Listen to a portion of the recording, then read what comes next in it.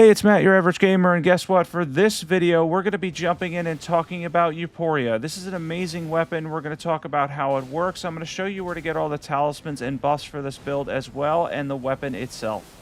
So this is a popular weapon, but it's also a very difficult weapon to understand. There's a lot to this weapon itself on how the Ash of War works and how the weapon works, what it does and everything. We're going to talk about that right here.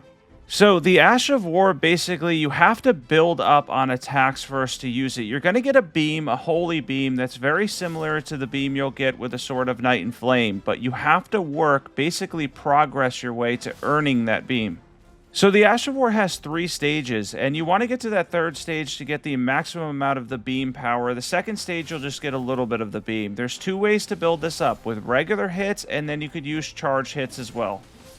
I like using the charge hits because if you're able to land the entire charged hit with this twin blade, you need 2 to get the first part of the Ash of War, and then if you want a longer beam, if you connect with 3, you'll get the longer beam. It's much more straightforward that way, as the 3rd stage essentially can be achieved by getting in that 3rd charged attack. Now, for mobs, this can be excellent. It's a lot of fun to use. The weapon itself has really good AR. As far as the scaling, it's basically going to be your Faith scat. It's going to scale with Faith. The Ash of War, by the way, is entirely Faith. And then the weapon itself just gets a D in strength and dexterity for a little bit of physical damage. So if you want to run this on a build, building around the Ash, don't worry about anything but your Faith stat and the 16 strength and 16 dexterity you need to wield a weapon. Right there, you can see we're able to get in charge attacks and then use the beam. Earlier than usual in this video, we're going to go over the build. First, I want to talk about the buffing order. I'm going to show you where to get everything. We're going to drink our tier first, which has the Holy tier in it, after which we're going to use Golden Vow, because that's pretty long too. And then lastly, we're going to be using Hellish Abriri. After which, of course, you have your light attacks, which you can use to build up that powerful Ash of War. Again, it has around 3 stages in total, I believe. And then you have charged attacks, which I like to use. And then the Ash of War is basically holy spinning weapon. For equipment, we have Euporia, preferably +10. We have the Erdtree seal here. We have 51 poise. Shard of Alexander for the weapon art. Axe Talisman for those charge hits. Ritual Swords Talisman also for the weapon art. We have the Sacred Scorpion Charm for holy damage. And then the Spike Crack tier for the charge hits, as well as the holy tier too.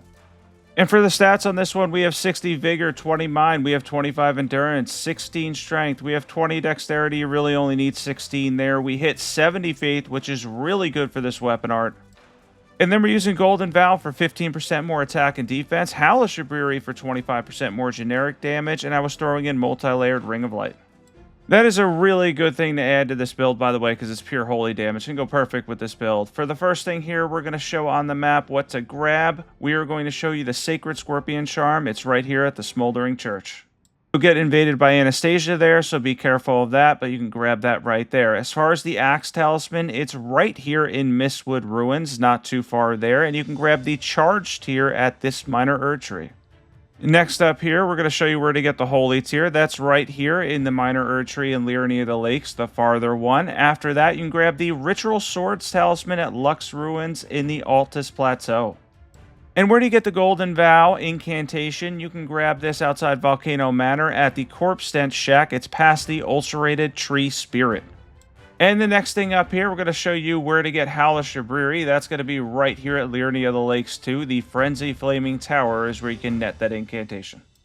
Alright, now we're going to show off 2 bosses with Golden Shade and then Morgott. Now, Morgott I do a lot better with, and I don't really get beat up. I do get beat up here a little bit with Golden Shade. We're going to talk about when you're fighting a boss, why this weapon's a little bit difficult to use, and how it takes a little bit to fully understand it. So I end up making a couple mistakes here, and that's going to be common with this weapon. First of all, he didn't jump at the door. That would have been better for me, but trying to charge this up does make you rush into battle a little bit, and it ends up getting me hit more because I'm trying to build up that weapon art as quickly as I can.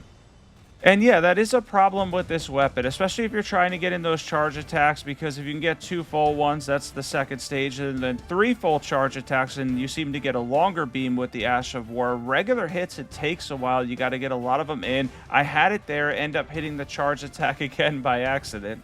But it's alright, we'll make up for it here. We're going to be able to use that beam for a good amount of damage. Well, we didn't get to the 3rd stage. We didn't get the beam to the point where it's a little bit longer, so we didn't do a lot of damage. Only 1400 there. And a lot of the base game bosses, by the way, have good holy resistance too, which makes this weapon even more difficult to use. Yeah, it's definitely one of those things where once you get used to it, I think you're gonna love it in terms of fun. Is it overpowered? No, it's not one of the most overpowered weapons in the game. It does good holy damage. We all know how holy is in the end of the base game for the main game. In DLC, it's a lot better though. We're gonna show off Morgott here though, and this does go a lot better. Yeah, it took me a while to get used to this weapon. I've spent probably between 4 and 6 hours in total between a video I did on my main channel where I made a really quick build for it and then this video itself. And I did learn a lot about the weapon. I liked using the charge attacks. It's a quicker way to build it up. We have it there. We're going to try to get another one. And then, of course, we're going to be using the beam too. And after we get this other one here, we're going to be able to get a poise break and critical hit there because the charge attacks do decent poise damage. It's on New Game Plus, by the way. And then we get in the beam. Now, you did see earlier there is a way to get the beam a little bit longer. I guess I didn't get it there.